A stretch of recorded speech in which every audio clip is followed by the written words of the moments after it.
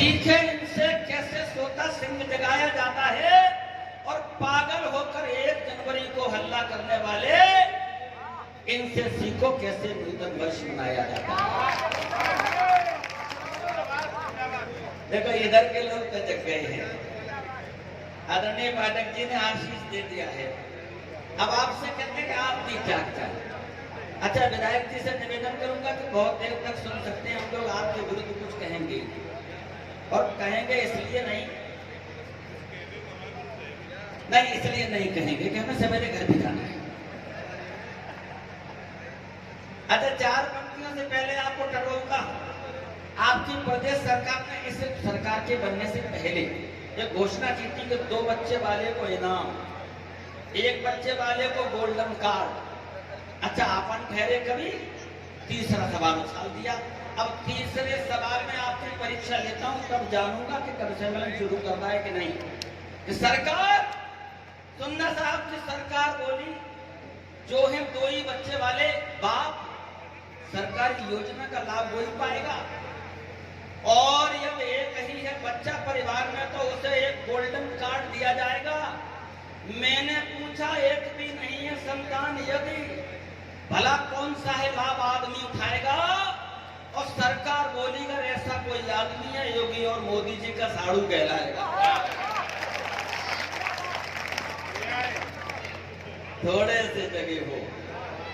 अच्छा, हम लोग घटना दुर्घटना बताते हुए आपको जगह तो लेंगे, गुरु जी विराजमान है। अच्छा, हमारी मैनपुरी की घटना सर नहीं पता नहीं आपके साथ होती है कि नहीं होती है। बाबा जी के पास में आया एक आदमी रोता रोता। गुरु जी सुनना, हो सकता है आपकी जिंदगी में घटी हो, बहन जी आप भी सुनना। बाबा जी के पास में आया एक आदमी रोता रोता, मेरी पत्नी को समझा दो, वो सोती में कपड़े धोता।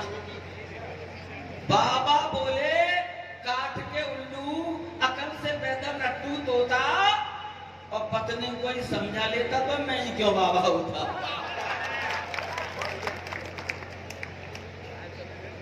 भाई साहब, मथुरा से चले बलदेव की धरती तक आते आते कठिनाइयां भी हुई। रास्ते में ये समझ लो, बस में गुरु जी इतनी भीड़ थी कि खड़े खड़े आए, बैठने का मौका नहीं मिला। और यूं समझो कि झुकने तक की गुंजाइश नहीं थी, फिर भी एक चच्चा झुक गए। राधिका मित्तल ने पूछा, चच्चा क्या कर रहे हो? बोले, कर कुछ नहीं रहे बेटा, पैर में खुजली मच रही है तो खुजला रहे हैं। राधिका बोली, चाचा तो फिर अपने पैर की खुजा। जगह नहीं मिल रही थी तो हमने एक श्रीमान जी से कहा कि भाई साहब खिसक जाइए। बोले नहीं खिसकेंगे, और वो नहीं खिसके।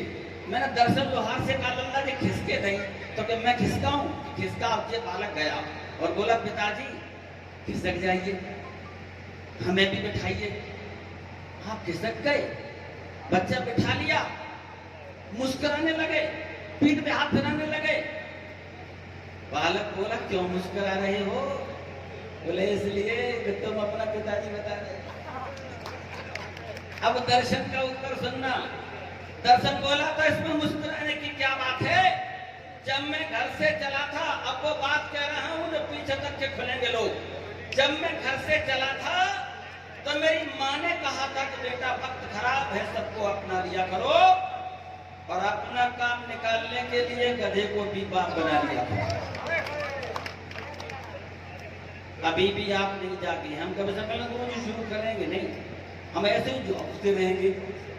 इसलिए जागो। एक और सुन लीजिए टुकड़ा कि गणित के एक प्रोफेसर ने, देखो याद रखना विषय गणित है, अपने शादी की 25वीं वर्षगांठ बनाई।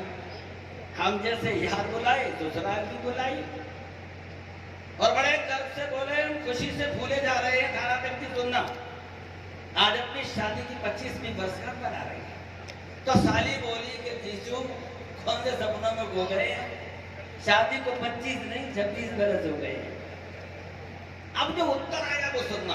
प्रोफेसर की पत्नी बोली, अरे मेरी छोटी बहन, तेरी ये बड़ी बहन रिश्तों को उस तरीके से निभाती है और 26 साल से ऐसे उल्लू को निभा रही है जिसे गिनती भी नहीं आती है।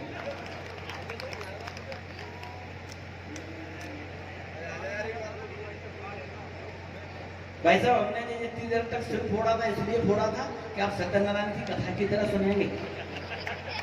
और देखो, जितनी देर कवि सम्मेलन चलता है उतनी देर कोई कहेगा आशीर्वाद दो, तो वहां से चले मत आना सिर पे हाथ रखने के लिए। आशीर्वाद माने ताली, समर्थन ताली, दुआएं ताली, इस सब की हिंदी ही ताली है।